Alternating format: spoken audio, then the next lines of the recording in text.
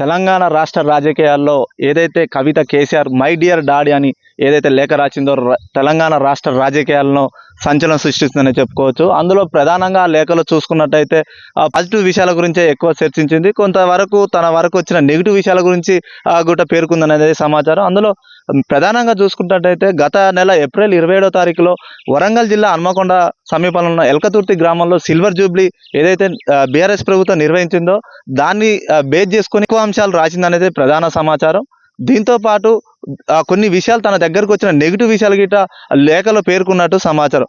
అందులో పాజిటివ్ విషయాల గురించి చర్చిస్తే ప్రధానంగా ఎల్కతుర్తిలో నిర్వహించిన బీఆర్ఎస్ సిల్వర్ జూబ్లీ అయితే విజయవంతమైందనేది పేర్కొన్నది. వీటితో పాటు మీరు మాట్లాడే విధానం చాలా ప్రజలను అయితే శ్రద్ధగా విన్నారనేది ఈ లేఖలో పేర్కొన్నట్టు సమాచారం. అలాగే చూసుకున్నట్టయితే రేవంత్ రెడ్డి మిమ్మల్ని పలుమార్లు విమర్శించినా కానీ మీరు మాత్రం రేవంత్ రెడ్డి అని పేరు సంబోధించడంతో ఆ సభలో పెద్ద ఎత్తున స్పందన వచ్చిందని తెలిపారు. అలాగే ఆపరేషన్ కగారు గురించి మీరు మాట్లాడే విధానం అయితే ప్రజలు చాలా శ్రద్ధగా విన్నారు, మీరు మాట్లాడే విధానం ప్రజలను ఆకట్టుకుందని గిట్ట పేర్కొందన్నది మనకు వచ్చిన సమాచారం. వీటితో పాటు పహల్గామ్ ఉగ్రదాడి గురించి మీరు మౌనం పాటించడంతో మీరుతో పాటు తెలంగాణ ప్రజలు గిట ఆ సభలో మొత్తం మౌనం పాటించడం ప్రజల మొత్తం ఆకర్షణ అనేది మీపై కలిగిందనేది చెప్పుకోవచ్చు. తో పాటు కాంగ్రెస్ మొత్తం ఫెయిల్ అనడంతో అది మరింతగా ప్రజల్లో ఇంకా నాటుకుపోయి మరింత ఉత్సాహం కలిగింది అనేది చెప్పుకోవచ్చు.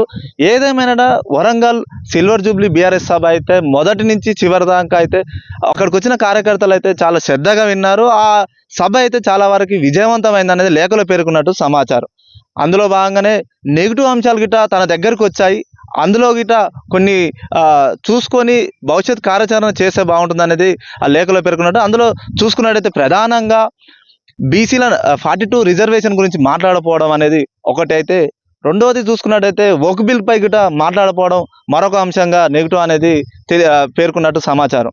అలాగే ప్రస్తుతం ఏదైతే కార్యకర్తలు పాత క్యాడర్ వారికే స్థానిక సంస్థలు రేపు రాబోయే వారికే బీఫామ్ ఇస్తున్నది కొంతవరకు సమాచారం వచ్చింది.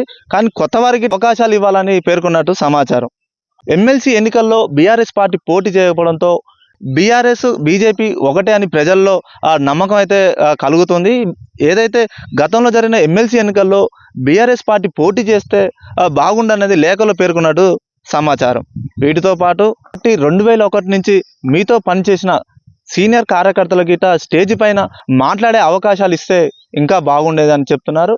ఏదైతే తెలంగాణ స్టేజ్ పైన ధూమ్ధామ్ కార్యక్రమం అయితే అది గిట్ట ఫెయిల్ అయింది అనేది లేఖలో పేర్కొన్నట్టు సమాచారం. అలాగే కింది స్థాయి శ్రేణులు గిట్ట మీతో ఫోటో తీయాలని అవకాశం కల్పించాలనేది గిట్ట లేఖలో పేర్కొన్నది. కానీ వాళ్ళు ప్రయత్నించినా కానీ మీ దాకా వచ్చే పరిస్థితి లేదని గిట్ట లేఖలో స్పష్టంగా పేర్కొన్నట్టు సమాచారం.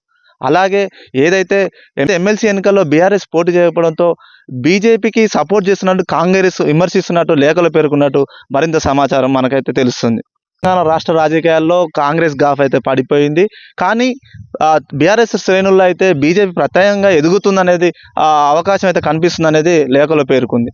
ఏదేమైనటికీ ఓవరాల్గా చూసుకుంటైతే ప్లీనరీ లాంటి సభలు నిర్వహించి 1-2-3 రోజులు క్యాడర్ యొక్క సమస్యలు, క్యాడర్ యొక్క ఏదైతే ఉన్నదో అది గురించి విని శ్రేణులకు పార్టీ శ్రేణులకు దిశానిర్దేశం చూపించాలి, భవిష్యత్ కార్యాచరణ చూపించి వాళ్ళకి లేఖలో స్పష్టంగా పేర్కొన్నట్టు సమాచారం.